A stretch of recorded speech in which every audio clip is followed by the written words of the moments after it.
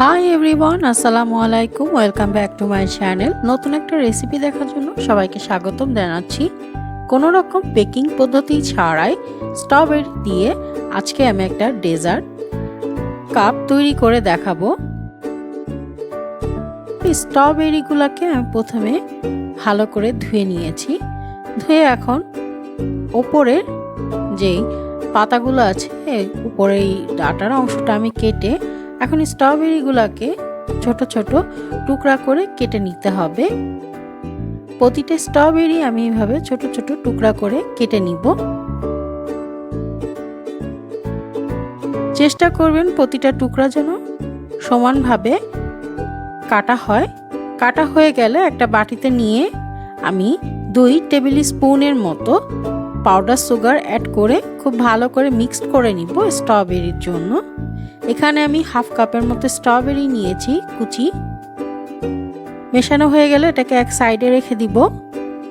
একটা জিপলক ব্যাগের মধ্যে 6-7টার মতো ওরিও কুকি নিব। ওরিও কুকিগুলো নিয়ে এখন আমি জিপলকটাকে ভালো করে আটকে এটাকে ভেঙে নিব। ওরিও কুকিগুলো খুব ভালো করে ভেঙে নিতে হবে। ভাঙা হয়ে গেলে এখন এটা একটা পাত্রে আমি ঢেলে নিচ্ছি।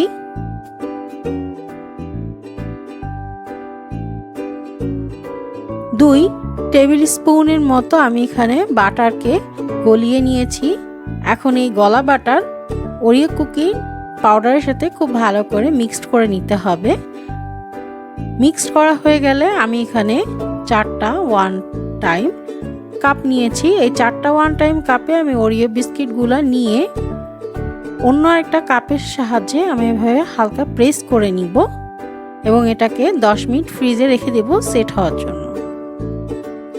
হাফ কাপের মতো নিয়েছি হুইপিং ক্রিম আর 1 টেবিল স্পুনের মতো পাউডার সুগার। এটাকে খুব ভালো করে বিট করে আমরা ক্রিম তৈরি করে নিব।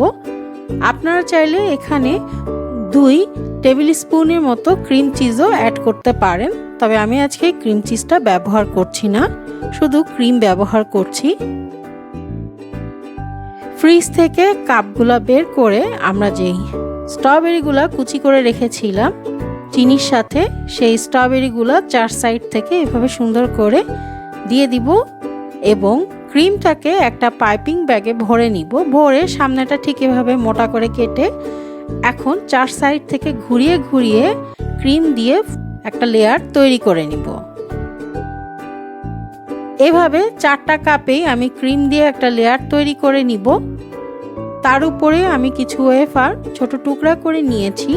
এখানে আমি স্ট্রবেরি ফ্লেভারের ওয়েফারটা ব্যবহার করেছি। আপনারা চাইলে এই পর্যায়ে ওয়েফারের বদলে ওরিও কুকির আরেকটা লেয়ার দিতে পারেন।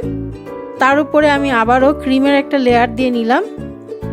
এখন একটা স্পুনের সাহায্যে উপরে ক্রিমের লেয়ারটা আমি যতটা পারি সমান করে নিব। সমান করা হয়ে গেলে আমি এখন স্ট্রবেরি পিউরি দিয়ে দিব। স্ট্রবেরি পিউরিটা হচ্ছে আমরা যে স্ট্রবেরিটা মাখিয়ে রেখেছিলাম চিনির সাথে সেখানে নিচে জমবে। এখন আমি ওরিও কুকি কিছুটা উপর থেকে দিয়ে দিচ্ছি ডেকোরেশনের জন্য। এখন প্রতিটা কাপের উপরে একটা করে সুন্দর স্ট্রবেরি আমি এভাবে হালকা করে রেখে দিব ডেকোরেশনের জন্য।